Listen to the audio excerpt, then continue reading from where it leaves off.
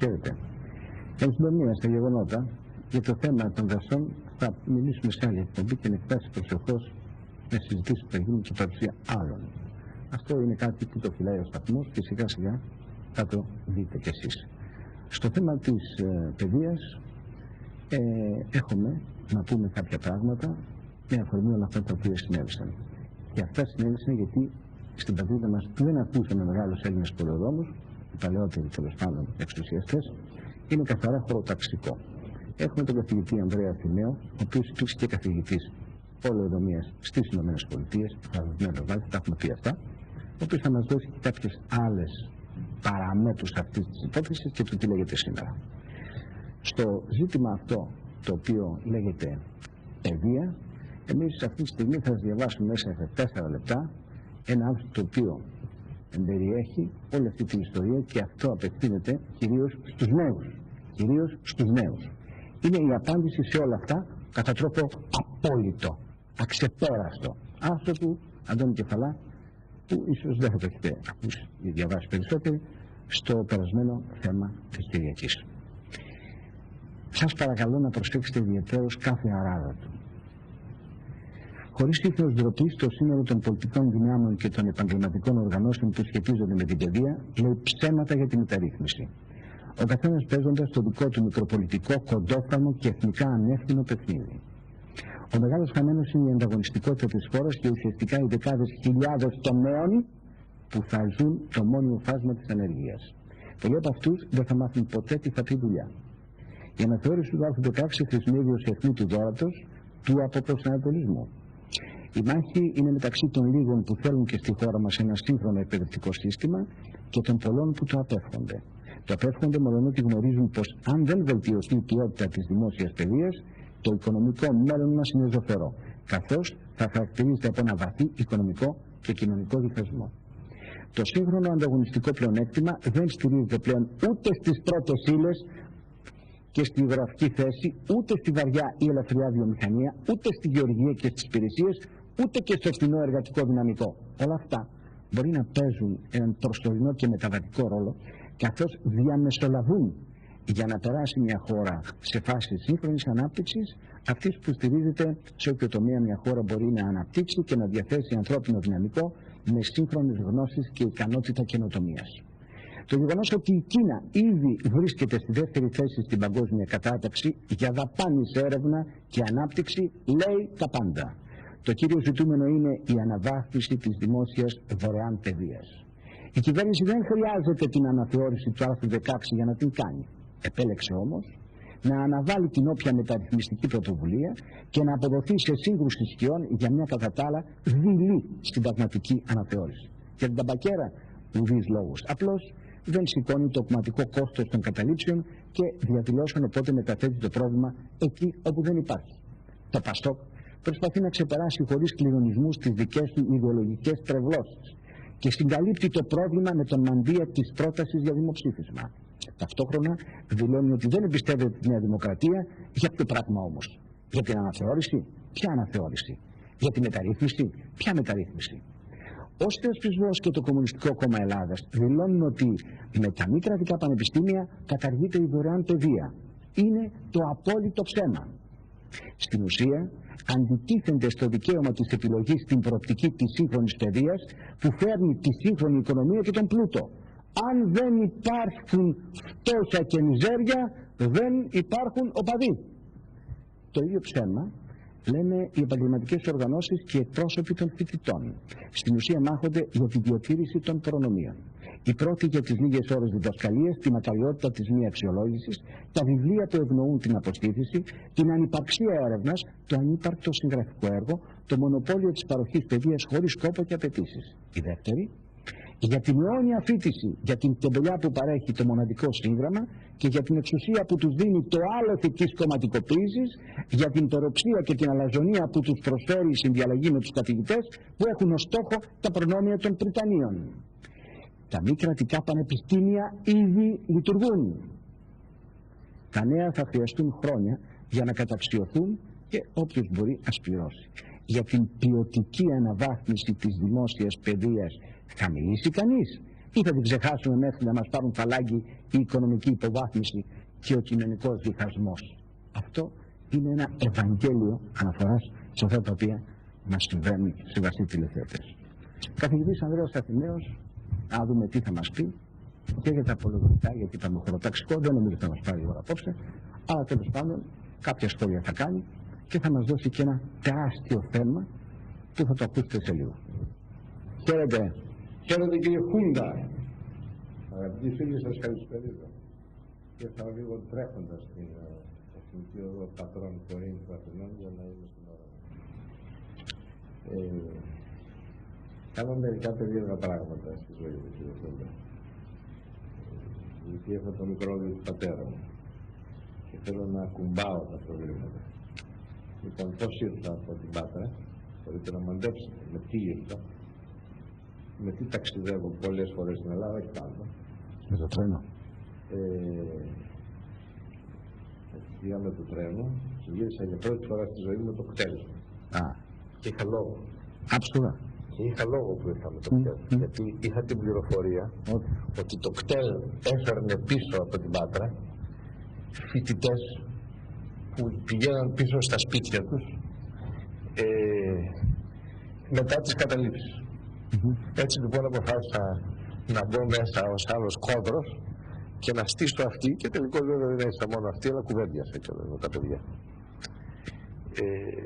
Νομίζω ότι το άρθρο που διαβάσατε, το σημείο που διαβάσατε, πάει ως Γουριέλμος τέλος με το βέλος στην καρδιά. Ντάν κατευθείαν. Και κράτησα δύο πράγματα, γιατί αυτές τις μέρες πήγα και ήρθα στην Πάτρα κάνα 2 φορές. Και φυσικά λόγω λειτουργήματος πήγα στο πανεπιστήμιο. Λοιπόν, από αυτά τα οποία διαβάσατε κράτησα 2 κομμάτια. Όλα είναι βέβαια σημαντικά, ότι λένε ψέματα και εθνικά ανεύθυνα πράγματα, και αυτό το σημείωσα την ώρα που το διαβάζατε. Αλλά εγώ κάθομαι σε 2 πράγματα. Ότι το ουσιαστικό πρόβλημα είναι η ποιοτική αναβάθμιση της δημόσιας παιδείας. Κανένας δεν το λέει αυτό το πράγμα. Ότι ο στόχος είναι η ποιοτική αναβάθμιση της δημόσιας παιδείας. Και συνήθως στην Ελλάδα η εξουσία φτιάχνει μία διαπλοκή με συμφέροντα, με ύπνο, με χαβαλέ, με αδιαφορία, με πονηρά και βρώμικα συμφέροντα πολλές φορές, που διατηρούν το status quo, έτσι όπως είναι τα πράγματα. Η Ελλάδα μοιάζει με ένα ερείπιο που λέει ο άλλος μην κουνηθείς, θα πέσει στο ταβάνι, γιατί έχουν φύγει οι κολόνες, μην κουνέσαι, μην μιλάς, γιατί με το παραμικρό θρόισμα θα καταρρεύσει το οικοδόμημα. Όμως συμπαρατάσσομαι πλήρως ότι το πρόβλημα είναι η ποιοτική αναβάθμιση της δημόσιας παιδείας. Κουβέντιασα με πολλούς συναδέλφους στο Πανεπιστήμιο της Πάτρας. Το Πανεπιστήμιο της Πάτρας, το οποίο ίδρυσε ο Ανδρεας του Ανδρέου, έχει έναν άλλο αέρα από τα άλλα μαγαζιά των πανεπιστημίων της Ελλάδας. Βλέπει π.χ. Πανεπιστήμιο Θράκης μετά που έφυγε ο Πανούσης. Βέβαια δεν προσβάλλω όλους τους συναδέλφους, ασχολούμαι με τις τελευταίες μου εμπειρίες, έτσι. Μακάρι να είναι λάθος και να πέφτα σε λάθος δείγμα. Στο Πανεπιστήμιο της Πάτρας, γιατί κάτσα και ένα άλλο σημείο, μια άλλη σημείωση από αυτά που λέτε, δαπάνη για έρευνα. Τα μεγάλα αμερικανικά πανεπιστήμια, αυτά που είναι γνωστά, έτσι, Harvard, MIT, Πενσιλβάνια, για να ευλογήσω και τα γένια μου, έτσι, έχουν τεράστιες δαπάνες για έρευνα.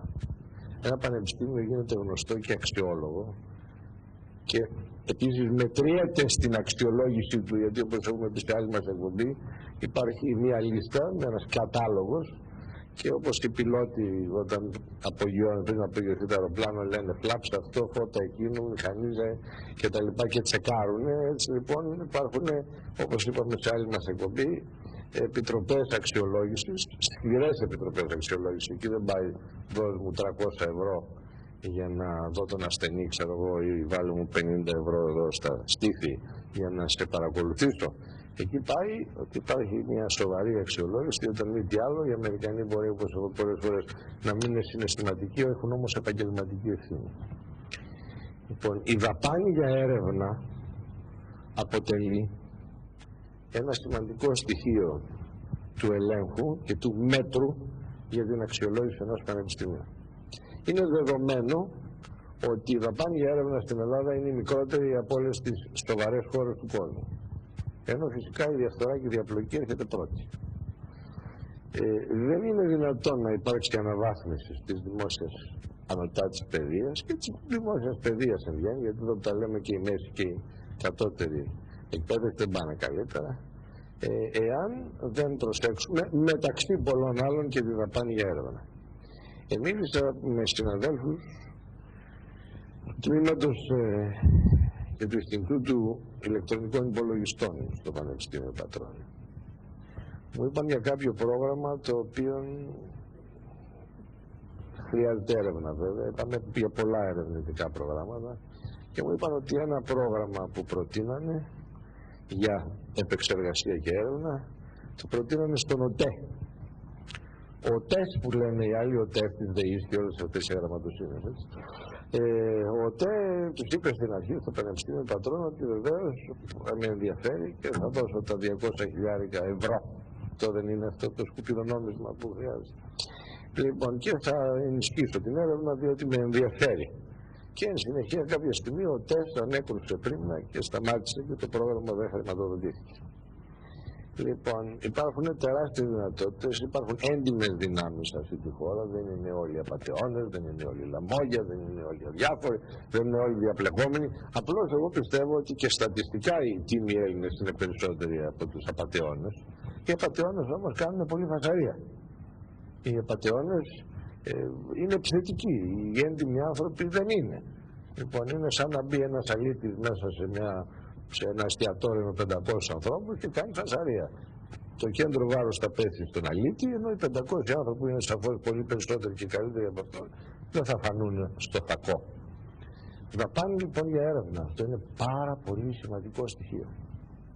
Τώρα το πρόβλημα της ελληνικής παιδείας είναι φυσικά τεράστιο, κύριε Χούδα. Αλλά όπως έχουμε πει και άλλες φορές, η εξουσία φρόντισε να αποκαρδιώσει τους Έλληνες. Γι' αυτό τα παιδιά που συνταξιδεύαμε στο λεωφορείο μαζί. Έτσι. Και είναι ωραίο να ακουμπάς το λαό τα προβλήματα. Και τσαλακώνεσαι και λίγο, δεν χάρηκα. Εγώ δεν τσαλακώθηκα. Τα λεωφορεία είναι μια χαρά, είναι καινούργια τα λεωφορεία του κτέλα Χαΐας. Έτσι, όπως και όλα της Ελλάδας. Και οι άνθρωποι που ταξιδεύουν μέσα είναι μια χαρά άνθρωποι. Έτσι. Σπάψουμε να είμαστε σνομπάκια. Έτσι. Ο οποίος δεν επιδεικνύεται δια του οχήματος που οδηγεί, μπορεί να πάρει και το λεωφορείο. Γιατί δεν φορά, δεν είναι το ρολόι που φοράει, μπορεί να φοράει και ρολόι. Λοιπόν, αλλά τα παιδιά δεν έχουν αποκαρδιωθεί. Δηλαδή όλα αυτά τα παιδιά που φωνάζουν, βεβαίως έχουν πέσει. Δεν διαφωνώ με τη δυναμική που περιέγραψε το άρθρο. Αυτή είναι, έτσι. Αλλαξοαγωνιές, ας πούμε. Ότι κάνε μου να σου υπάρχει μια διαπλοκή. Όμως πόσοι φοιτητές ανακατεύονται σε αυτή τη διαπλοκή, πόσοι φοιτητές θέλουν να μείνουν αγράμματοι και πόσοι φοιτητές είναι τεμπέληδες. Φτιάχνει το σύστημα μια περιραίουσα ατμόσφαιρα.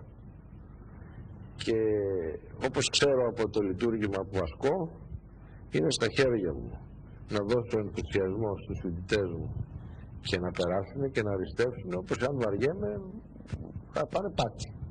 Στον καθηγητή, αν αγαπά τα παιδιά του, ένας καθηγητής όταν αγαπάει τα παιδιά του μπορεί και πρέπει να τους εμπνεύσει ενδιαφέρον, θάρρος, όνειρο, όραμα. Έτσι.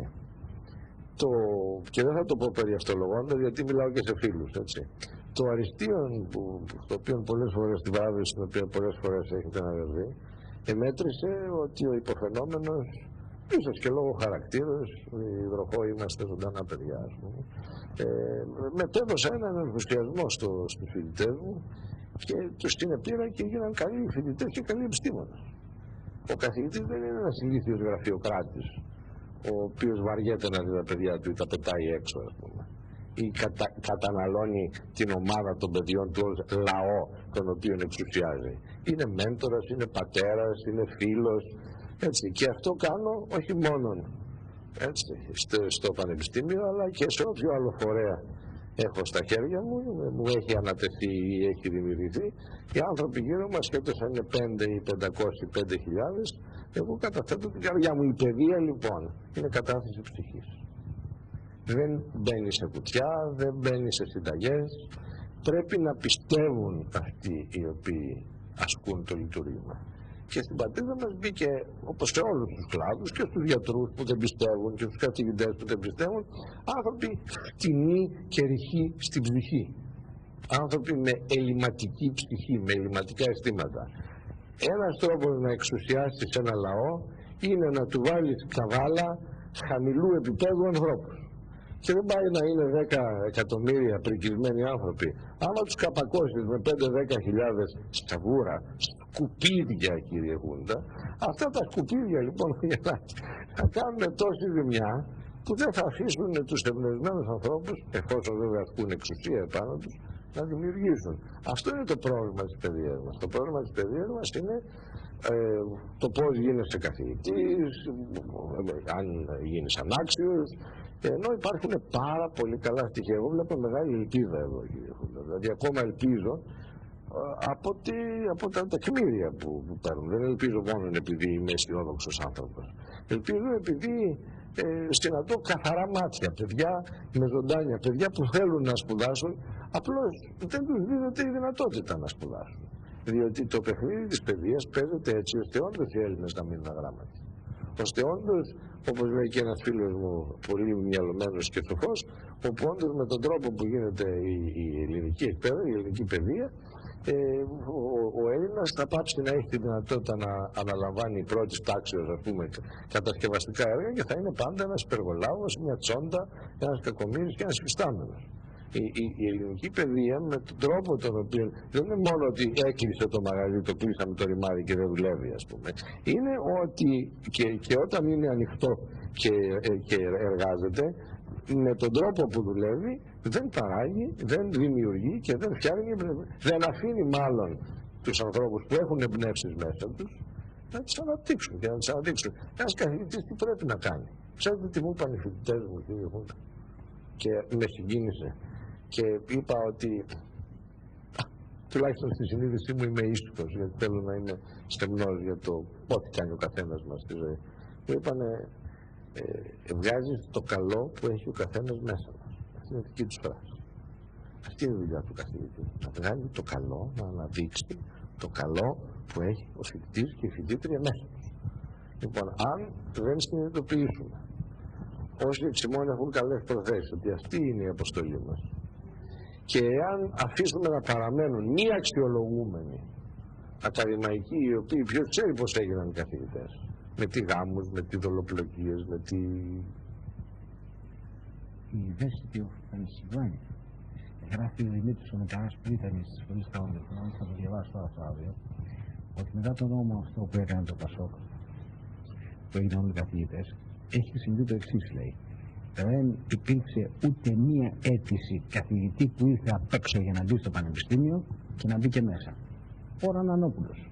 Παράδειγμα. Δηλαδή έχουν κλείσει τις πόρτες για να μην φανεί τελεκεντοσύνη. Και δεν επιτρέπουν σε κανένα που έρχεται απ' έξω για να υποβάλει τα χαρτιά του να γίνει καθηγητής να μπει μέσα. Ο Ρανανόπουλος. Το παράδειγμα. Το αυτό καταγγέλει ο Μηταράς, πρώην πρίτανης σχολής αυτής, ο οποίος λέει μεταξύ τους, μετά τον νόμο που έγινε, είναι μια ομάδα η οποία τακτοποιεί τους μέσα στο πανεπιστήμιο αναβαθμίζεις καθηγητού, αναπληρωτή και κολοκύθια. Όταν έχετε κάποιος λέει παίζονται χιλιάδες παιχνίδια, ούτε ένας λέει κατά τη διάρκεια της θητείας μου δεν μπήκε μέσα στη σχολή. Απ' έξω. Και παίζονται χιλιάδες παιχνίδια, εκατομμύρια χρήματα και πολλά κρεβάτια. Αυτό είναι το τραγικότερο. Πάμε παρακάτω. Και αυτό είναι τεκμηριωμένο. Αν με ρωτήσουν να τους πω, όχι βέβαια στον αέρα, τι εννοώ. Και αυτοί που ξέρουν ότι τα ξέρω. Λοιπόν, εδώ λοιπόν βλέπουμε ότι με την υποβάθμιση αυτή και με την περιραίουσα ατμόσφαιρα της πτώσης του ηθικού των Ελλήνων δεν κατορθώσαμε να απορροφήσουμε, και το ξαναλέμε και το είπαμε και σε άλλη μας εκπομπή, 37 δις τα οποία ήταν πάνω στο τραπέζι, αλλά δεν κάναμε τίποτα. Και μάλιστα σε μια συζήτηση πάλι που είχαμε πρόσφατα, αυτό που λένε τέλος πάντων σε ΕΟΚ, αλλά ουσιαστικά είναι δημόσιο χρήμα. Είναι αυτό που λέμε δημιουργία χρήματος. Δεν είναι κανένα, όπως έχουμε εξηγήσει, δεν είναι το τσουβάλι που έρχεται με λεφτά, γιατί δεν υπάρχει κανένα τσουβάλι. Έτσι, είναι λογιστικό χρήμα. Μην παραπλανούμε κι εμείς το λαό, γιατί βαφτίστηκε το δημόσιο χρήμα της ΕΟΚ. Γιατί? Για να δώσει ταυτότητα στην ΕΟΚ, για να βάζει ένα μπλάστρι εκεί στα έργα πάνω με εκείνα τα αστεράκια της πυρκαγιάς και να πιστεύει ο αφελής ότι αυτοί είναι που μας δίνουν λεφτά. Πρώτον, άρα υπάρχουν, άρα είναι μια οντότητα με σημασία. Προπαγάνδα είναι και αυτό και όλα ψέμα. Αλλά πέραν τούτου, φτιάξαμε ένα μηχανισμό σε αυτόν τον τόπο, ο οποίος δεν έχει ενθουσιασμό να δημιουργήσει από τη μία πλευρά, και λαμόγια τα οποία, αυτό είναι πολύ σημαντικό, έτσι, τα οποία ασχολήθηκαν με το να διατεθούν, αν θέλετε, όλοι οι μηχανισμοί διάθεσης. Και δεν πρέπει βέβαια να αδικήσω τους ανθρώπους που δεν λειτουργούν έτσι, δεν είναι όλη η Ελλάδα. Γιατί πάλι από αυτό που θα πω υπάρχει μια σημαντικότατη εξαίρεση που υπήρξαν πολλοί που λειτουργήσαν θαύμα. Δηλαδή μπορώ να πω ότι στη δική μου την εμπειρία το 30% βρέθηκε σάπιο και το 70% βρέθηκε σωστό, έτσι, για να εξηγούμε τα. Όμως αυτό το 30% κάνει αρκετή ζημιά ώστε να μην διατεθεί το 50%, διότι αυτοί ασχολήθηκαν με την διανομή, την διάθεση πόρων μόνον όπου είχαν όφελος προσωπικό, ενώ όπου δεν είχαν, δεν τους ενδιαφέρει η διάθεση πόρων. Έτσι. Όπου υπήρχε μίζα, κινήθηκαν και προχώρησαν στη διάθεση πόρων. Όπου δεν επρόκειτο να βγάλουν τίποτα, άφησαν τα λεφτά πάνω στο τραπέζι που λέγαμε. Αυτό όμως δεν διορθώνεται από την ημέρα στην άλλη. Όχι, είναι θέμα ήθους. Και στο θέμα της ζημιάς, στο θέμα της ζημιάς του ήθους έκανε μεγάλη ζημιά η δυναστεία Σιμίτη, η σχολή Σιμίτη. Έτσι. Τώρα όσον αφορά τα... ας μην τα έκανε έτσι. Λοιπόν, τέλος πάντων. Πρέπει κάποτε να μιλήσει όμως για αυτό το θέμα. Εμείς θα το προκαλέσουμε κάποια στιγμή. Έχουμε τρόπο. Τι θα πει? Πάμε παρακάτω. Θα κάνουμε ένα μεγάλο τραπέζι εδώ και θα πει. Για να δούμε τι θα πει. Λοιπόν, τι να πει? Αυτός θα πει ότι τα φτιάξει ωραία. Λοιπόν, υπάρχει και ένα άλλο θέμα, το θέμα των ιδιωτικών πανεπιστημίων. Έτσι, πολύ συνοπτικά, κύριε Κούλο, θα πω το εξής. Και κάποιοι άλλοι φίλοι με ρώτησαν. Και είπα ότι όσο και να φαίνεται περίεργο, που εγώ είμαι, όπως λέμε στην Αμερική, product of the private universities. Έτσι, δηλαδή έχω θητεύσει σε ιδιωτικά πανεπιστήμια και σπούδασα σε ιδιωτικά πανεπιστήμια και τα καλύτερα πανεπιστήμια στην Αμερική είναι ιδιωτικά. Εγώ είμαι αυτός που λέω όχι ιδιωτικά πανεπιστήμια στην Ελλάδα. Γιατί? Διότι εδώ δεν πρόκειται να έρθει κανένα τεράστιο και μεγάλο πανεπιστήμιο να φτιαχτεί. Και μάλιστα έκανα και μια αναλογία. Ότι επειδή εδώ δεν, και το βλέπουμε και από τη δημόσια παιδεία, επειδή εδώ δεν θα είναι σκοπός να χρηματοδοτήσουμε έρευνα, να βρούμε καινούργια, να παράγουμε καινούργια γνώση. Το κλειδί στην παιδεία είναι η παραγωγή καινούργια γνώση. Για να πάρεις ένα διδακτορικό, όταν γράφεις μια διατριβή, το βασικό κριτήριο είναι ότι ο υποψήφιος διδάκτορ και όχι ο υποψήφιος δικτάτορ, έτσι, όπως εμπέδεται αυτή η λέξη και καμιά φορά με νόημα, πρέπει να παράγει καινούργια γνώση. Όταν γράφεις τη διατριβή σου, παράγεις καινούργια γνώση, λες κάτι καινούριο μέσα από συγκεκριμένο τρόπο έρευνας και από συγκεκριμένες διαδικασίες. Και τα πανεπιστήμια που βγάζουν πολλούς διδάκτορες σημαίνει, χωρίς για τα ερευνητικά προγράμματα, άλλο το άλλο, έτσι, σημαίνει ότι παράγουν καινούργια γνώση και γι' αυτό αξιολογούνται. Έτσι, μια γραμμή είναι έρευνα και η άλλη είναι πόσους διδάκτορες βγάζεις. Όχι ισοριδών και τυπικός, αλλά ουσιαστικά που σημαίνει ότι αυτοί παράγουν καινούργια γνώση. Επομένως το ερώτημα είναι, φτιάχνοντας, αν θέλετε, ρητορικό ερώτημα, γιατί την απάντηση, εγώ κατ' εκτίμηση την έχω καταλήξει την απάντηση. Αυτά τα ιδιωτικά πανεπιστήμια που θα φτιάξει αυτή η αλλαγή του συντάγματος και το πάθος ή η εμπάθεια της κυρίας, τι λέμε, την ξεχνάω, δεν το κάνω επίτηδες. Αυτή που είναι παιδεία τώρα. Συγγνώμη, δεν το έκανα επίτηδε, όντως την ξεχνάω. Λοιπόν, θα καταλήξει σε τι? Θα καταλήξει σε τίποτα μεγάλα ερευνητικά ιδρύματα, όπως το Πενσιλβάνια και το Χάρβαρντ, θα τα δούμε στην Ελλάδα? Να το απαντήσω για να μην σας προκαταλάβω και μετά μπορείτε να διαφωνήσετε μαζί μου. Εν πλήρη δημοκρατία και ελευθερία. Για το καλό. Μόνο για το καλό. Ό,τι πούμε. Θα γίνει ό,τι έγινε, κύριε Χούντα, με την υγεία. Όταν άρχισε να ιδιωτικοποιείται η υγεία, τι είδαμε στην Ελλάδα? Μιλάω για πολλά χρόνια πριν, έτσι. Είδαμε τα μεγάλα νοσοκομεία, είδαμε κλινικούλες, κλινικίτσες των 5 δωματίων, των 10 δωματίων, είδαμε κλινικάρχες, μικρούς κλινικάρχες που πιάσανε μια πολυκατοικία, φτιάξανε μια άλλη πολυκατοικία στη γωνία της γειτονιάς, η οποία σήμερα ατυχώς εξακολουθεί και λειτουργεί με χώρους, δωμάτια και δομή, η οποία δεν είναι σωστή. Έτσι, και τι κάναμε? Κάναμε τις πυρκαγιάς μαγαζιά, τα οποία ίσως πέθαναν και κάποιο κόσμο, για να μην τον πεθάνουν, τον έστελναν στα μεγάλα κρατικά νοσοκομεία στις δύσκολες περιπτώσεις. Το ίδιο σε αναλογία θα γίνει και στην παιδεία, όπου κάποια μικρά μαγαζάκια θα παραστήσουν το πανεπιστήμιο, θα βγάλουν τυφλούς, οι τυφλοί θα θελήσουν να πάνε πάλι στο εξωτερικό ή στην ελληνική δημόσια παιδεία, και μέχρι ότου δούμε μεγάλο πανεπιστήμιο στην Ελλάδα, θα είναι όσο ακόμα δεν έχουμε δει σοβαρό μεγάλο ιδιωτικό νοσοκομείο που να μην κάνει απλώς τη δουλειά του κερδοσκόπου. Τελεία. Έχουμε εδώ μια πορεία πολύ σύντομη. Μην ξεχνάτε ότι στην Ελλάδα τα ιδιωτικά μεγάλα νοσοκομεία δεν υπήρχαν. Είναι ένα επιχείρημα, είναι ένα εγχείρημα το οποίο έγινε τα τελευταία χρόνια, και πρέπει να σας πω ότι αυτή τη στιγμή έχουμε μεγάλα νοσοκομεία τα οποία κάνουν πολύ σωστή δουλειά ιδιωτικά. Τι να σας αναφέρω? Και κάτι σημαντικό. Πώς τον λένε, εμμύρης του Κουβέιτ, και δεν είναι αυτό, ή κάποιο άλλο, το Αμπουντάμπι, δεν ξέρω, και πρόεδρος των Ηνωμένων Αραβικών Εμιράτων, όπως γνωρίζετε, έχει αγοράσει το Υγεία, έχει αγοράσει το Μητέρα, λένε, το γράφουν. Πρόκειται να αγοράσει τώρα και ένα άλλο μεγάλο νοσοκομείο, λένε πάλι, αυτό που έχουμε ιδιωτικό, τα οποία όμως έχουν προχωρήσει και έχουν φέρει αποτέλεσμα. Μην το ξεχνάμε αυτό.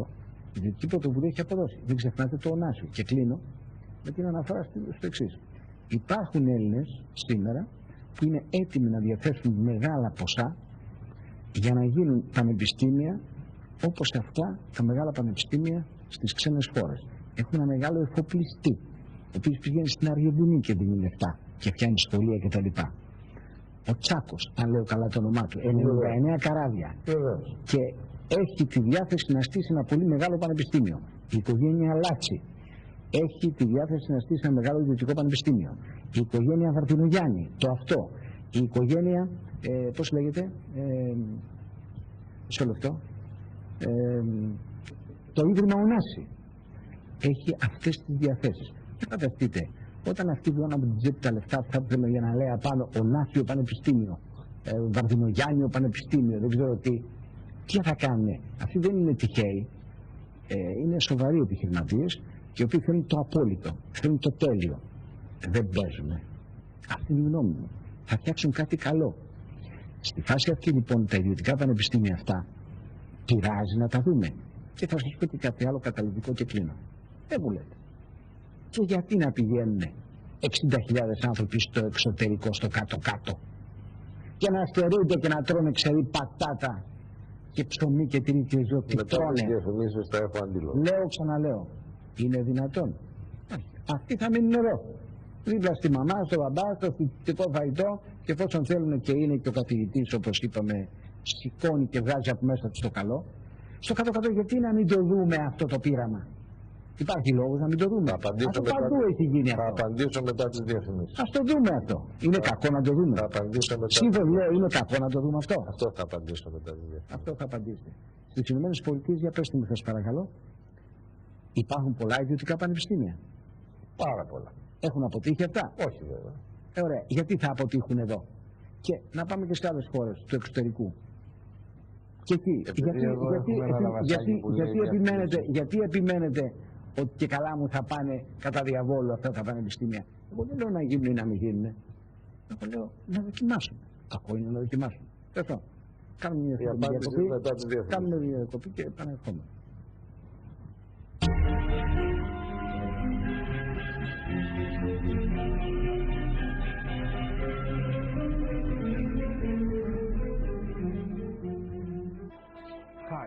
τηλεόραση 24 ώρες το 24ωρο.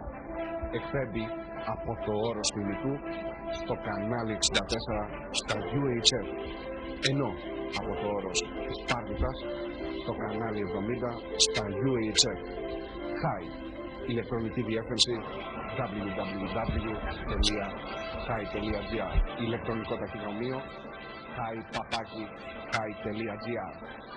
Hi, τηλεόραση με άποψη. Δεύτερο μέρος, ο καθηγητής Ανδρεας Αθηναιος θέλει να απαντήσει σε αυτά που θέσαμε σαν ερωτήματα. Πολύ ωραίο το έναυσμα από την τοποθέτησή σας, κύριε Χούλτα, και να απαντήσω το εξής. Επειδή αναφέρθηκατε και σε συγκεκριμένα ονόματα. Είπα, έχουν δηλώσει. Εγώ δεν έχω δει. Κοιτάξτε, εγώ δεν προέρχομαι από τις τάξεις των εκείνων που βλέπουν αυτά τα ονόματα εχθρικά, και μάλιστα δύο από τα ονόματα που είπατε, το ένα που είναι πολύ φιλικό και με το άλλο είμαστε φίλοι. Τους άλλους κυρίως δεν τους γνωρίζω. Βέβαια, επειδή ένα από αυτά τα ονόματα έχει δείξει ότι κερδοσκοπεί στην Ελλάδα, θα αναρωτηθώ πόσοι από αυτούς, ξαναλέω, έναν από αυτούς τους βλέπω με ιδιαίτερα συμπάθεια και ένα άλλο από αυτά τα ονόματα είναι φίλοι και ξέρω ότι έχουν ήθος, έτσι, για να εξηγούμε. Εν τούτης, θα αναρωτηθώ εάν θα υπάρχει κερδοσκοπία πάνω σε αυτά τα πανεπιστήμια, γιατί δεν πάβουν να είναι επιχειρηματίες. Δηλαδή, παραδείγματος χάρη, δεν ξέρω αν αυτός που έχει τη Eurobank θα βγάζει λεφτά από τη Eurobank και θα χρηματοδοτεί ώστε να σπουδάζουν τζάμπα τα παιδιά σε ένα ιδιωτικό πανεπιστήμιο. Θα μπορούσε να το κάνει. Είναι ένα μοντέλο που στην Αμερική γίνεται, ας πούμε. Δηλαδή, ένας επιχειρηματίας που είναι ευπατρίδης μπορεί να βγάζει λεφτά από εδώ και να τα δίνει σε ένα κοινοφιλή σκοπό. Αυτό γίνεται. Έτσι, αυτοί είναι οι ωραίοι ευπατρίδες και η Ελλάδα έχει μεγάλη. Να σας πω τι θα δούμε. Και το είπατε μόνο σας τι θα δούμε. Τα μεγάλα ελληνικά ιδιωτικά νοσοκομεία, τα οποία αγόρασε ο Εμμύρης και έμεινε απ' έξω ο Κακομοίρης, ο Έλληνας δηλαδή. Διότι βλέπετε ότι όταν μπει η υγεία και η παιδεία, και ακούγομαι λίγο σαν την κυρία Παπαρίγα, αλλά δεν έχω το πλαφόν, εγώ δεν αντιγράφω την κυρία Παπαρίγα, αλλά όταν η υγεία και η παιδεία εμπορευματοποιηθούν, κύριε Χούντα, αυτοί που είναι στη δημόσια παιδεία και στη δημόσια υγεία το έχουν ως πάρεργο. Τα νοσοκομεία είναι ένα άριστο παράδειγμα του τι θα συμβεί. Γιατί εγώ δεν έχω καμία αντίρρηση ότι πράγματι, αφού περάσαμε για πολλές δεκαετίες από την αρρώστια των μικροκλινικών που ανέφερα πριν, άρα σημαίνει ότι είναι μεγάλη πιθανότητα ότι θα περάσουμε από πολλές δεκαετίες μέχρι να γίνουν τα μεγάλα πανεπιστήμια, όπως περάσαμε δεκαετίες να γίνουν τα μεγάλα νοσοκομεία. Τελικά, μόνο σε αυτό είπατε, κύριε Χούντα, τι έγιναν τα μεγάλα νοσοκομεία, επιχειρήσεις, τα οποία δεν έμειναν ούτε καν σε ελληνικά χέρια, τα αγόρασε ο Εμμύρης και ο Έλληνας, ξαναλέω, έμεινε κακομοίρης, δηλαδή έμεινε απ' έξω. Δηλαδή πάλι θα πρέπει να χρειάζεσαι λεφτά για να γίνεις καλά και πάλι θα πρέπει να χρειάζεσαι λεφτά για να σπουδάσεις. Δηλαδή, κύριε Χούντα, έτσι, για να στην υγεία και στην παιδεία οι άνθρωποι όλοι πρέπει να είναι ίσοι, δηλαδή σε ευκαιρίες. Ας αφήσουμε τώρα τους τεμπέληδες και τους συνδικαλιστές και τους φοιτητές κτλ. Σε ένα σύστημα όπου τα καλά πανεπιστήμια είναι ιδιωτικά και τα υπόλοιπα είναι έτσι χαμένα στην έρευνα, σημαίνει ότι για να μην πεθάνεις θα πρέπει να λεφτά στην τσέπη σου. Ήδη συμβαίνει αυτό στην Ελλάδα. Κατά τον ίδιο τρόπο σημαίνει ότι για να μην μείνεις αγράμματος, δηλαδή όπως για να μην πεθάνεις στο ναυτικό νοσοκομείο πρέπει να πας τον πατέρα σου σε ένα ιδιωτικό, που θα βρεις τους ίδιους γιατρούς του ναυτικού νοσοκομείου εν ενεργεία και ένστολους να χειρουργούν στο ιδιωτικό νοσοκομείο. Προσέξτε τι στην Ελλάδα δεν μπορεί να γίνει σαν την Αμερική. Η Ελλάδα έτσι όπως είναι. Γιατί στην Ελλάδα αυτός που είναι γιατρός στην Αμερική, αυτός που είναι γιατρός του ναυτικού είναι γιατρός του ναυτικού. Δεν πάει σε μια ιδιωτική κλινική ή σε ένα ιδιωτικό νοσοκομείο. Θα μου πείτε αμείβεται, εντάξει, αλλά εδώ έχουμε στρεβλώσει στο σύστημά μας. Επομένως, κατά τον ίδιο τρόπο που έπαψε το ναυτικό νοσοκομείο να είναι αποτελεσματικό νοσοκομείο και αφήνει τον κόσμο να πεθάνει γιατί την κοπανάνε όλοι και πάνε να χειρουργήσουν αλλού για να βγάλουν λεφτά. Κατά τον ίδιο τρόπο και ο καθηγητής του δημοσίου πανεπιστημίου θα την κοπανάει και ενώ δεν θα δουλεύει στο δημόσιο για να μην κουράζεται, θα τρέχει και θα διδάσκει ενσυνειδήτως στο πανεπιστήμιο του κυρίου Χ, ο οποίος ίσως αν θέλει να κάνει καλή δουλειά θα τον διώξει αν δεν κάνει καλά τη δουλειά του. Έχουμε ακριβώς το ίδιο πρόβλημα, την ίδια παθολογία, αν θέλετε, θα έχουμε με τα νοσοκομεία. Στο διατάφτα, η άποψή σας? Η άποψή μου είναι ότι υπάρχουν κι άλλα μεγάλα νοσοκομεία, δεν πρέπει να φέραμε. Η ΑΣΟ, ας πούμε. Ναι, κάτι άλλα που γίνονται τώρα. Ναι, είναι τώρα. Όλα αυτά λοιπόν τα νοσοκομεία προσφέρουν κάποιες υπηρεσίες. Αυτά τα νοσοκομεία, κύριε Χούντα, προσφέρουν υπηρεσίες σε αυτούς που έχουν λεφτά. Ναι, δεν είπα όχι. Μπράβο. Στην υγεία και στην παιδεία δεν πρέπει να έχεις λεφτά απαραίτητα για να μπορείς να μην πεθάνεις, ούτε πρέπει να έχεις απαραίτητα λεφτά για να μείνεις τυφλός. Αυτή είναι το τελευταίο μου... Εσείς ξέρετε τι λέτε τώρα? Εσείς πάτε τώρα να πάρετε όλους αυτούς οι οποίοι δουλεύουν στο δημόσιο νοσοκομείο ή πανεπιστήμιο, ναι, και να τους φέρετε σε μια ιδανική θέση συνείδησης, αγάπης κλπ. Για να μπορούν να αποδώσουν ένα έργο που σήμερα δεν αποδίδουν. Πάλι δεν θα το αποδίδουν με τον ιδιωτικό τομέα, απλώς θα είναι οι ίδιοι άνθρωποι που θα εγκαταλείπουν το πόστο τους στο δημόσιο χώρο για να πάνε να πληρωθούν και να δουλέψουν με τον ιδιωτικό. Να λέμε αυτό δεν είναι δεδομένο ότι θα γίνει έτσι, θα τους δέχονται οι άλλοι πρώτα-πρώτα. Που είναι εδώ ή εκεί. Επιχειρηματίες. Και γιατί γίνεται τώρα? Μισό λεπτό. Ένσταση. Ναι. Τους δέχονται οι επιχειρηματίες των νοσοκομείων σήμερα. Ενώ εμένα δεν θα με δεχόντουσαν να δουλέψω. Είδατε τις διαφορές που έχουμε ανάμεσα στην Ελλάδα και στην Αμερική. Στην Αμερική, αν έχουμε πει την ιστορία στους φίλους μας, ότι στην αρχή έγινα καθηγητής σε 2 πανεπιστήμια και τους πρώτους μήνες με φωνάξαμε και μου διάλεξε τον από τα 2. Την ιστορία την έχουμε πει, δεν θα την ξαναπούμε. Έτσι. Εδώ γιατί δεν τους φωνάζουν σε οποιοδήποτε ιδιωτικό νοσοκομείο και να του πούνε θα βγάλεις τη στολή, παρετήσου και έλα, πάψου να κάνεις το γιατρό του ναυτικού νοσοκομείου και να μου έρχεσαι στη ζούλα εδώ και να κάνεις εγχειρήσεις για να βγάλεις λεφτά, ή εκεί ή εδώ. Γιατί δεν γίνεται στα νοσοκομεία και γιατί θα γίνει στα πανεπιστήμια? Είδατε που είμαστε ένα μάτσο χάλια. Σας είπα, αυτός ο πολιτισμός που θέλετε εσείς να υπάρξει, ναι, θέλει χρόνια μπροστά και μεγάλη εκπαίδευση και παιδεία. Αυτό δεν γίνεται από μια μέρα στην άλλη.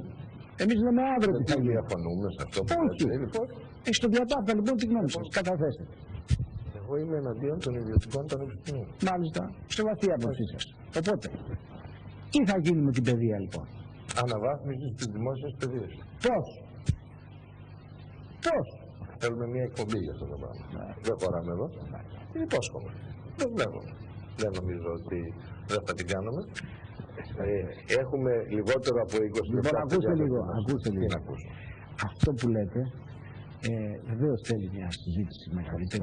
Το καταλαβαίνω. Άρα να βάλουμε μια ανωτελεία εδώ και να μην καταλήξουμε στο συμπέρασμα. Και να πούμε και τα άλλα που έχουμε. Πάμε λοιπόν. Έτσι. Παράδειγμα του τόπου μας και των στρεβλώσεων που υπάρχει. Πηδάω θέμα, πάμε σε ένα άλλο θέμα. Είναι μια άλλη προπαγάνδα που γίνεται αυτόν τον καιρό, που έγινε και από ένα ιδιωτικό κανάλι. Αυτές τις μέρες. Ναι, θέλω να προσθέσω μια φράση. Παρακαλώ. Θέλω στην επόμενη εκπομπή που θα αναφερθούμε λίγο όποτε γίνει αυτό, θα ήθελα να απαντήσετε σε ένα άλλο ερώτημα, μου λέτε θα σας απαντήσω. Ναι. Όχι τώρα. Θέλω λοιπόν ένα άλλο ερώτημα. Δεν θα πάω να διαβάσω. Αφού λοιπόν μιλάμε ότι όλοι είναι ήσοι και πρέπει να είναι ίσοι, εντάξει. Ίσες ευκαιρίες. Μισό λεπτό. Όχι. Το ίσες ευκαιρίες από το ίσοι είναι διαφορετικό. Κύριε καθηγητά, κύριε Χούντα, ακούστε, παρακαλώ. Θέλω να σας πω ότι υπήρξαν άνθρωποι οι οποίοι στη ζωή τους σταδιοδρόμησαν στην Ελλάδα με αυτό το άθλιο σύστημα των εισαγωγικών εξετάσεων. Το άθλιο σύστημα των εισαγωγικών εξετάσεων. Αυτό. Απόλυτα. Τους οποίους τους έδιωξαν τα δημόσια πανεπιστήμια, πήγαν στο εξωτερικό, έγιναν λαμπροί επιστήμονες και ήρθαν εδώ πέρα και βρίσκονται σε πόστα μεγάλα και δυνατά και είναι τρομεροί. Συμφωνώ. Εντάξει. Και λέω κάτι. Να μου απαντήσετε και σε αυτό την επόμενη φορά. Το θέτω το ερώτημα όμως. Δηλαδή, αυτοί οι άλλοι 60.000 Έλληνες, αφού μιλάτε για ισότητα, γιατί αυτοί θα μένουν απ' έξω από τα πανεπιστήμια που θέλουν να σπουδάσουν?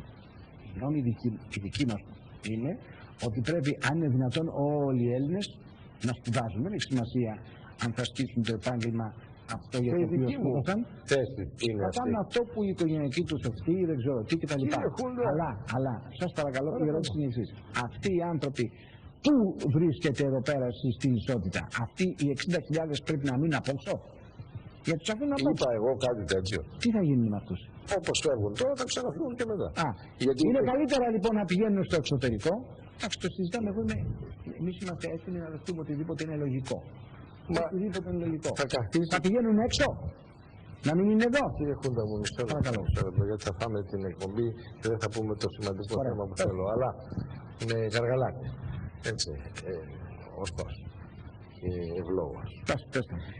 Αυτός που θα πληρώσει τις $40.000, παλαβός είναι να πάει να τις πληρώσει στο πανεπιστήμιο του κυρίου Τάδε με τα 5 καράβια ή τα 20. Δεν υποτιμώ τον άνθρωπο, όποιον θέλει να το κάνει. Και δεν θα πάει ένα πανεπιστήμιο, κύριε Χούντα μου, για να γίνει. Εσείς το εξοφλείτε ότι κάνουν κακό πανεπιστήμιο. Μισό λεπτό, κύριε Χούντα. Δεν πρέπει να εξοφλώ αυτό. Αφήστε με να γίνω κατανοητός. Έτσι. Ένα πανεπιστήμιο από την ημέρα που θα το ιδρύσεις. Το Πενσιλβάνιο το ίδρυσε ο Βενιαμίν Φραγκλίνος, κύριε Χούντα. Δεν το ίδρυσε ο Ανδρεας ο Αθηναιος το 1900. Το Πανεπιστήμιο της Πάτρας που το ίδρυσε ο Ανδρεας Παπανδρέου το 1964 είναι σχεδόν 40 χρόνια. Και όχι 40, 42. Έτσι, αν ξέρω καλή αριθμητική. Και ακόμα έχει περάσει τις παιδικές του ασθένειες. Ένα πανεπιστήμιο, κύριε Χούντα, για να αρχίσει να γίνεται σοβαρό και να αποδίδει θέλει πολλά χρόνια. Από κάπου πρέπει να ξεκινήσουμε. Αυτό δεν σημαίνει όμως ότι αυτό θα μας λύσει το πρόβλημα και επειδή από κάπου πρέπει να ξεκινήσουμε, οι λύσεις είναι όπως προτείνει η κάθε ανόητη κυβέρνηση, ότι οι λύσεις είναι τα ιδιωτικά πανεπιστήμια και θα αφήσουμε την εθνική, την δημόσια παιδεία να μαραζώσει. Όχι. Μα αυτό προτείνουν αυτοί. Η κάθε κυρία ή κύριος που έχει αυτές τις ευθύνες. Εμείς μας ενδιαφέρει τι λέει ο καθηγητής Ανδρέας Αθηναιος. Ο καθηγητής Ανδρέας Αθηναιος. Δεν λέει το Φραγκλίνο, πώς το είπατε? Ποιος ήταν, ο Βενιαμίν? Γεια σου Βενιαμίν. Και ένα ωραίο παγκάκι στο Πενσιλβάνια, πας και κάθεσαι και λέει το άγαλμα του Βενιαμίν. Και λέει σαν να είναι ζωντανός αυτό. Μπράβο Βενιαμίν. Έχει και τα γυαλάκια του εκεί ο Βενιαμίν και τον κοιτάς έτσι όπως κοιταζόμαστε. Ωραία, και λέω λοιπόν, εμάς ο Βενιαμίν θα αποδώσει μετά 40 χρόνια. Δεν πρέπει να ξεκινήσει κάποια στιγμή? Ξέρετε κύριε Χούντα τι λέω τόση ώρα, ότι τα δημόσια πανεπιστήμια αναβαθμίζονται πολύ ευκολότερα από ότι το να βάλει τις ρίζες ενός πανεπιστημίου το οποίο μετά 500 χρόνια. Και δεν μου λέτε κύριε Χούντα, ο κερδοσκόπος που θα φτιάξει το ελληνικό πανεπιστήμιο θα το φτιάξει με προοπτική 40 ετών? Να μην το δούμε το πείραμα αυτό. Το είδαμε με τις κλινικές και με τα ιδιωτικά νοσοκομεία. Μα άσχημα πήγανε. Ποιος? Τα νοσοκομεία τα ιδιωτικά. Δηλαδή το Ωνάσιο τι πήγε κατά διαβόλου? Καταρχήν το Ωνάσιο είναι κοινοφελές ίδρυμα, δεν έχει καμία σχέση. Το Ωνάσιο είναι άλλη υπόθεση. Δεν είναι ιδιωτικό. Ωραία, κοινοφελή ιδρύματα θα γίνουν και άλλα. Καταρχήν το Ωνάσιο, κύριε Χούντα, είναι κομμάτι του ΕΣΥ. Δεν είναι ιδιωτικό νοσοκομείο. Το Ωνάσιο είναι κομμάτι του ΕΣΥ. Α, πάτε να το βάλετε στον κρατικό κορφανάκι αυτό? Ξέρετε τι επιχορηγήσεις παίρνει από το κράτος στο Ωνάσιο? Και ότι δεν του φτάνουν τα λεφτά του? Και τι τσοντάρει ο κρατικός προϋπολογισμός να λειτουργεί το Ωνάσιο? Το γνωρίζω. Το ξέρω. Και λέω λοιπόν, ναι. Αυτή τη στιγμή αν γίνει ένα άλλο τέτοιο ίδρυμα από έναν που θέλει να αφήσει το όνομά του, δεν θα είναι καλύτερα? Αυτό δεν θα λέγεται ιδιωτικό πανεπιστήμιο? Ας μην λέγεται. Τόση ώρα μιλάμε για τα ιδιωτικά πανεπιστήμια που θέλει αυτή η κυβέρνηση. Που είναι business, κύριε Χούντα. Που είναι η ΑΣΟ, που είναι τα άλλα τα νοσοκομεία κτλ. Πάμε στο άλλο θέμα. Η ιδιωτική οικονομία, κύριε Χούντα, και θα κάνουμε χαλάκι για το άλλο θέμα. Έτσι, είναι μεγάλη πλάνη. Πάω στο άλλο θέμα τώρα. Η θεωρία ότι η ιδιωτική οικονομία είναι η πανάκια και η αυτόματη λύση όλων των προβλημάτων μιας κοινωνίας οικονομικών και πολιτικών. Δεν είπαμε αυτά. Θα πάω στο άλλο θέμα. Δεν είπα εγώ αυτό. Όχι, το ξέρω. Θα μπούμε στο χαλάκι που πετάει ο Πόρξης και να πάμε στο άλλο θέμα. Λοιπόν, είναι μεγάλη πλάνη. Και εσείς δεν είπατε αυτό, εγώ δεν είπα αυτό, αλλά και στην παιδεία αυτά λένε οι κυβερνήσεις. Καθόλου τρόπον οι κυβερνήσεις εξαπατούν το λαό με αυτή την ιστερία των ιδιωτικοποιήσεων και της ιδιωτικής οικονομίας, διότι από πίσω από το μυαλό τους, το πίσω μέρος του μυαλού τους, έχουν άλλα. Και αυτό που έχουν στο νου τους είναι η παγκοσμιοποίηση, προφανώς την οποία έχουμε αναφερθεί χιλιάδες φορές. Άκουσα το εξής τραγικό από ιδιωτική τηλεόραση. Και μάλιστα ιδιοκτησίας κάποιων ανθρώπων που έχουν δηλώσει εθνικόφρονες. Και βγήκε μία φάτσα. Άσχημη φάτσα. Από αυτό που είπε, το βλέπουμε για να καλυφθεί. Και είπε, έκανε μία συνέντευξη με τον βουλευτή της Ξάνθης και άλλοτε αντιπρόεδρο της Βουλής, τον κ. Γουρίδη. Και επίεζε αυτή η δημοσιογραφική φάτσα. Ο Γουρίδης δεν είπε ναι. Η δημοσιογραφική φάτσα αυτοαποκαλείται εθνικόφρον φάτσα. Και πίεζε αυτή η φάτσα ότι η Θράκη είναι έρημη, διότι, κρατηθείτε παρακαλώ, το πρόβλημα είναι τα σύνορα. Προσέξτε ηλιθιότητα. Τα σύνορα. Προσέξτε προβοκάτσια, προσέξτε αντιπατριωτική και αντιεθνική προπαγάνδα από κανάλι δεξιάς προελεύσεως. Αυτό το άκουσα και από δεξιό δήμαρχο στη Θράκη. Και πήρα έναν δεξιό φίλο μου δημοσιογράφο και του είπα, δεν μου λέτε ρε Κώστα, είναι γραμμή της Νέας Δημοκρατίας ότι το πρόβλημα στη Θράκη είναι τα σύνορα και γι' αυτό δεν τα ξυλώσουμε. Αυτό, κύριε Χούντα, είναι πολύ τραγικό. Βέβαια, έχουμε πει και άλλη φορά ότι υπάρχουν τάσεις σε αυτή τη χώρα, ίσως και ανεξαρτήτως κομμάτων, πατριωτών και απάτριτων, σε όλα τα κόμματα. Αλλά το θέμα είναι ότι η προπαγάνδα προσπαθεί να τεκμηριώσει και επιστημονικά τις δόλιες προθέσεις κάποιων. Η δόλια πρόθεση είναι να καταργήσει τα σύνορα. Υπάρχουν τύποι διαφόρων πολιτικών θεωριών και αποχρώσεων προσώπων πραγματικά δεν θέλουν πατρίδα και είναι της θεωρίας του κάτω τα σύνορα. Αυτό το ξέρουμε, δεν είναι καινούργιο.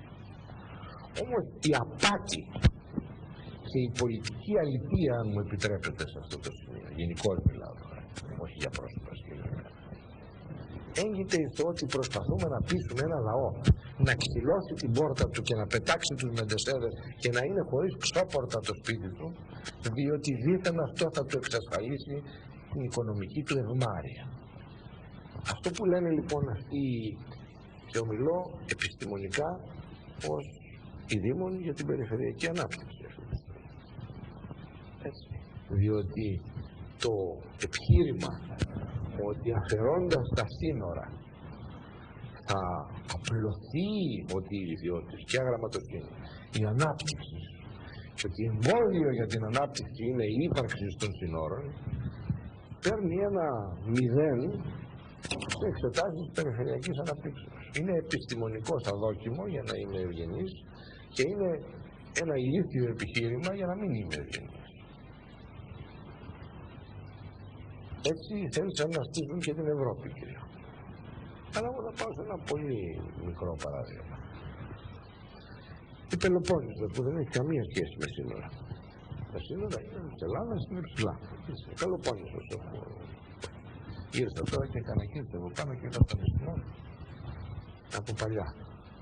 Και έχω ωραία παραδείγματάκια, γιατί εγώ βλέπω και με το μάτι του επιστήμονα της περιφερειακής ανάπτυξης.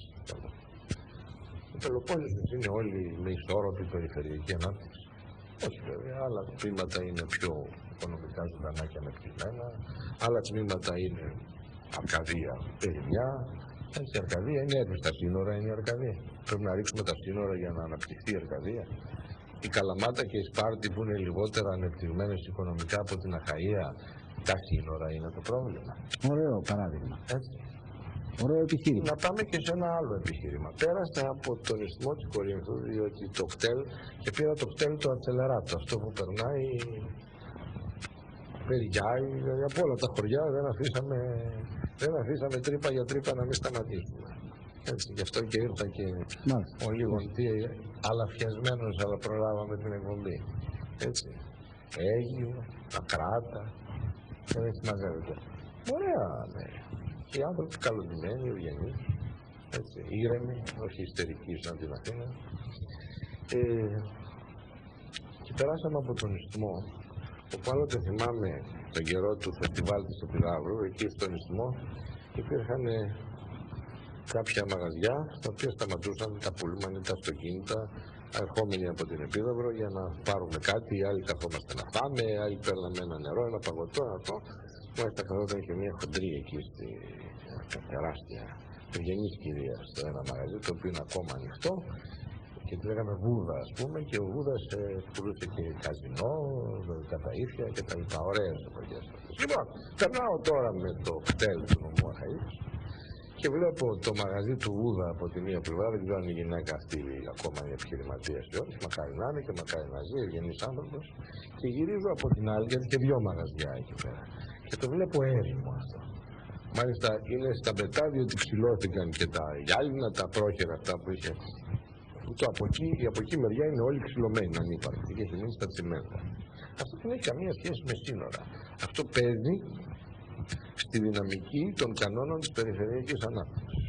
Αυτά τα μαγαζιά κλείσανε όταν άνοιξε ο δρόμος και το τούνελ, έτσι, από το Μέραλο για να πάει στην Τρίπολη. Έφυγε το ναύπλιο από εκεί, δηλαδή όλη η ροή των αυτοκινήτων δεν περνάει πια από τα ίσθμια, έτσι, ούτε από το παλιό δρόμο, και ότι διοχετεύτηκε από τον άξονα Κορίνθου Τρυπόλεως και δεν υπήρχαν πια αυτοκίνητα να περάσουν από εκεί απ' έξω, και έτσι ερήμωσε το μαγαζάκι και ο πάλε ποτέ χώρος κοντά στις γέφυρες του Ισθμού, τις παλιές γέφυρες, ερήμωσε. Έχει καμία σχέση με τα σύνορα αυτό? Έχει σχέση με το πού είναι οι οδικοί άξονες, πού υπάρχει ανάπτυξη, πού κατευθύνεται η ροή.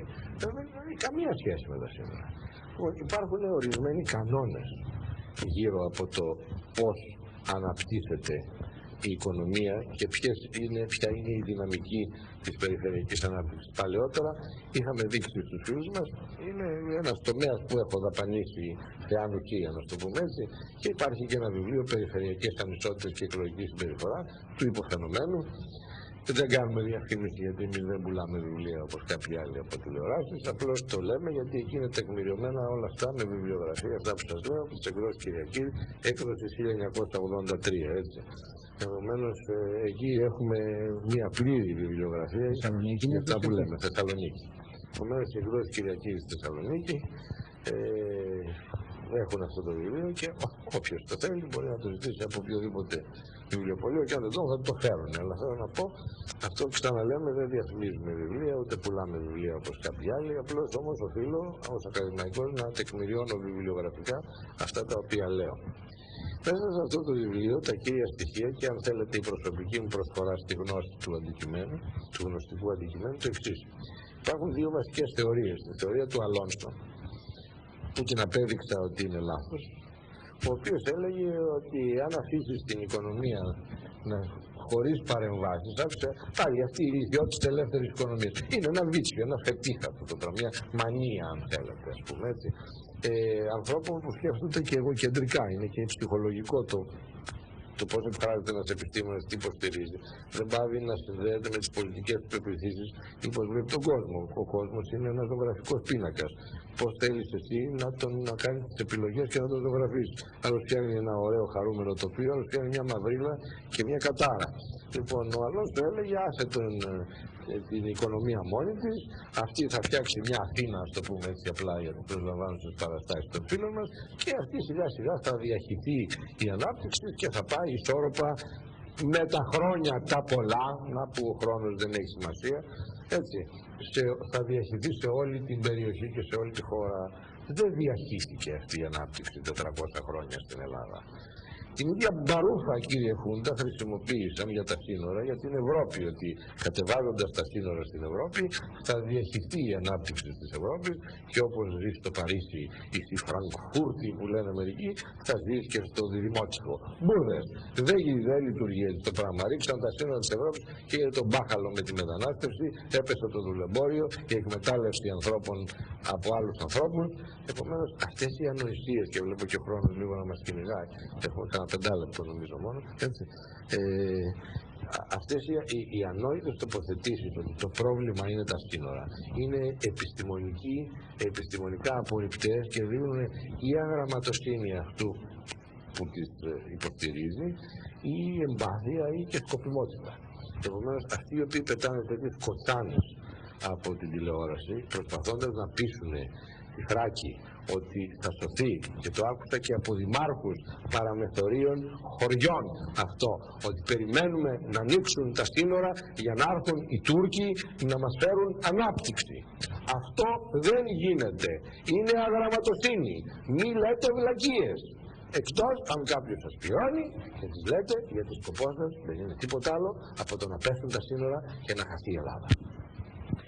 Ευχαριστούμε σεβαστοί τηλεθεατές που είσαστε και σήμερα μαζί μας. Χαίρετε.